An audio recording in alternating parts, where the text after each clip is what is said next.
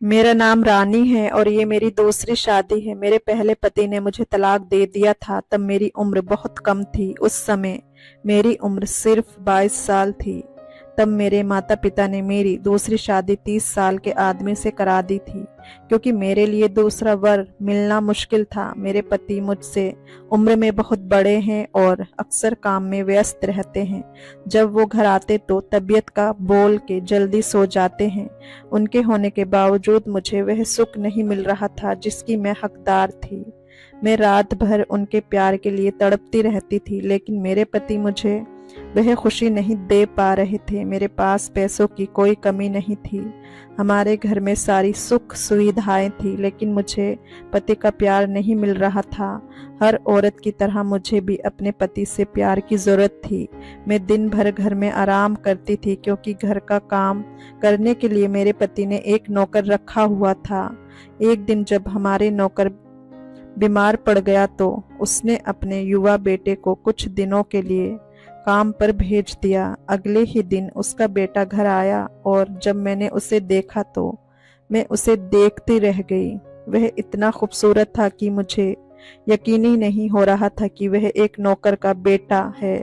उसका गोरा रंग और नीली आंखें देखकर ऐसा लग रहा था जैसे वह कोई फिल्मी हीरो हो। मैंने उसे देखकर सोचा कि वह किसी राजा का बेटा होगा। मैं रवि का बेटा अजय हूँ। मेरे पिताजी की तबीयत खराब है, इसलिए उन्होंने मुझे यहाँ काम करने भेजा है। मैं कुछ दिनों तक यहाँ रहकर आपके लिए काम करूँगा और आपको कोई शिकायत का मौका नहीं दूंगा। जैसे मेरे पिताजी पूरी ईमानदारी से यहाँ काम करते थे, वैसे ही मैं भी अपना काम पूरी तरह ईमानदारी से करूँगा। फिर मैं अजय को अंदर आने के लिए बोली और खुद जाकर सोफे पर बैठ गई। जब वह अंदर आया तो मैंने उससे पूछा, तुम्हारा नाम क्या है और तुम क्या काम करते हो? क्या तुमने पहले भी कहीं काम किया है और तुम्हें काम करने का तरीका पता है? तब वह युवक मुझसे बोला, मालकिन, मैंने अभी अभी तो आपको अपना नाम बताया कि मेरा नाम अजय है, और रही बात काम की तो मालकिन, मैं घर के सारे काम अच्छे से करता हूँ।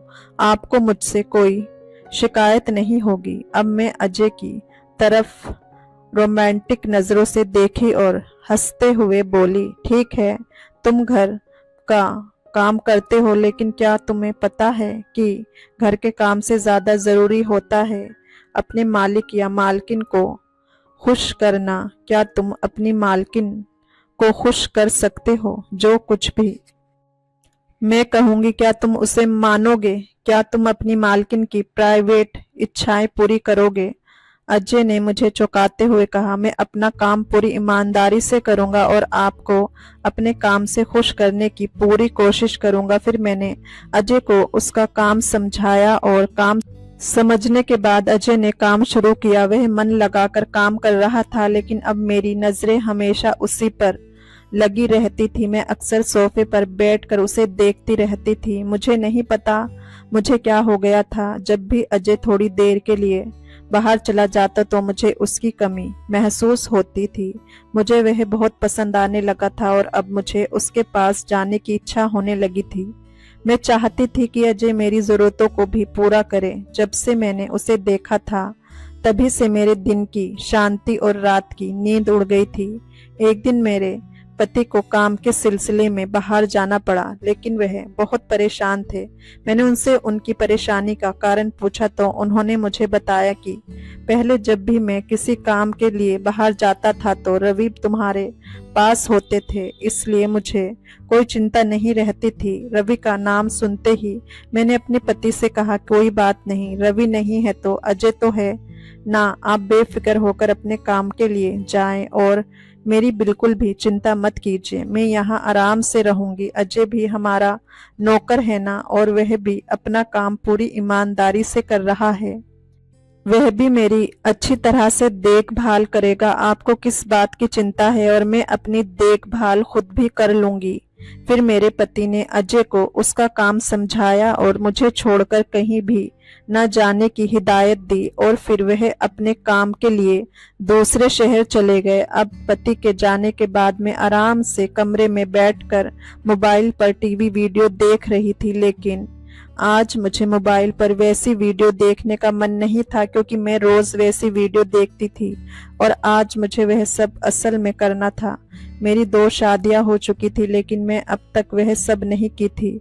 अब जब से मैंने अजय को देखा था तब से मेरी इच्छाएं बढ़ गई थी। मैं बार बार अजय की ओर आकर्षित हो रही थी। मैं कमरे में आराम कर रही थी लेकिन मुझे उस चीज की तड़प हो रही थी जिसकी मुझे बहुत ज्यादा चाहत थी और अब वो मौका भी मेरे सामने था। लेकिन मैं और कितनी देर तक रुक सकती थी। मुझे समझ नहीं आ रहा था कि अजय को अपनी तरफ कैसे आकर्षित करूं क्योंकि वह केवल अपने काम में बिजी था।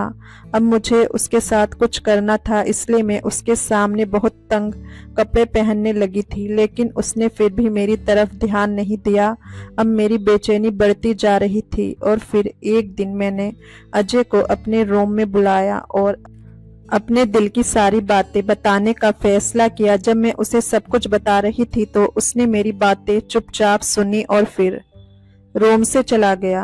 मैं बस उसे देखती रह गई। मुझे समझ नहीं आ रहा था कि अजय को कैसे मनाऊं। मैं उस पर जबरदस्ती भी नहीं कर सकती थी। मेरी चाहत थी कि वह अपने दिल से मुझसे प्यार करे लेकिन ऐसा हो नहीं रहा था।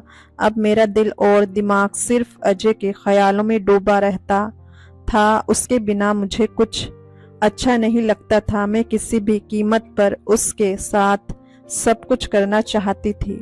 मैंने कई बार उससे अपनी भावनाएं बताने की कोशिश की लेकिन उसने मेरी बातों पर ध्यान नहीं दिया और अपने काम में लगा रहा।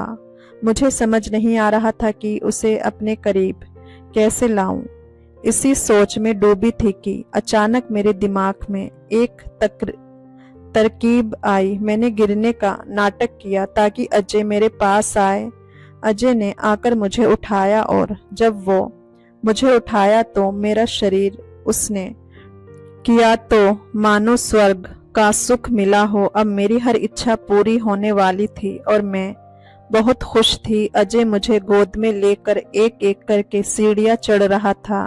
मैं अपना सर उसके कंधे पर रखकर बस उसे देख रही थी लेकिन उसकी ओर देखकर मुझे ऐसा लगा कि शायद अब उसे भी मैं पसंद आने लगी हूँ। अजय मुझे जल्दी से कमरे में लेकर आया और मुझे बिस्तर पर लिटा दिया। उसने मुझे बिस्तर पर लिटाया लेकिन मुझे उसके दूर जाने के डर से मैं घबरा गई। मैंने जल्दी से उसका शर्ट पकड़कर उसे अपनी ओर खींचा और बोली, अजय मुझे छोड़कर मत जाओ। मैं तुम्हारे बिना नहीं रह सकती। तुम से दूर होने पर मुझे कितनी तकलीफ होती है। क्या तुम्हें मेरी तकलीफ दिखाई नहीं देती? लेकिन इस बार भी उसने मेरी बातों पर कोई ध्यान नहीं दिया। वह बस इतना बोला, मालकिन आप आराम करो, मैं अभी डॉक्टर को बुलाता हूँ। ये कहकर वह कमरे से बाहर चला गया। करीब 1 घंटे बाद अजय घर वापस आया और उसके साथ एक लेडीज डॉक्टर भी थी। डॉक्टर ने मुझे चेक किया और बोली, आपको सिर्फ थोड़ा चोट लगी है, बाकी सब ठीक है। मैं आपको 3 दिन की दवा लिख देती हूँ, आप इसे लेकर आराम करिए। कुछ दिनों में आप ठीक हो जाएंगी।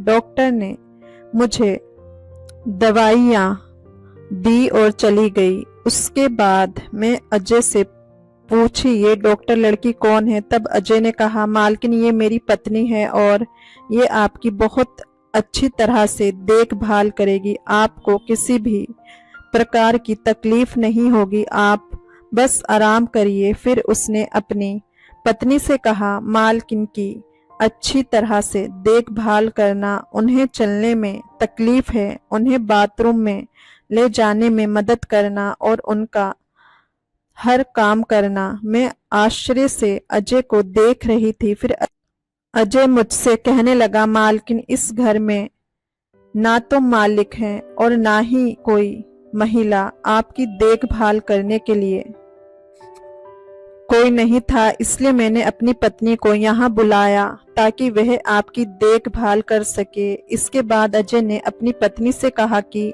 मेरे लिए गर्म पानी तैयार करो। अजय की पत्नी जब चली गई तो अजय ने मुझसे कहा, मालकिन हम गरीब लोग हैं, लेकिन हम अपनी सीमाओं में कैसे रहना है ये अच्छे से पता है। मैं एक शादीशुदा आदमी हूँ और अपनी पत्नी को कभी धोखा नहीं दे सकता। आप बड़े लोग हैं और आपको दूसरों को धोखा देने की आदत होती है। ये कहकर अजय यहाँ से चला गया। उसके बाद अजय की पत्नी मेरी देखभाल करने लगी। अजय घर का काम करता और उसकी पत्नी मेरी देखभाल करती।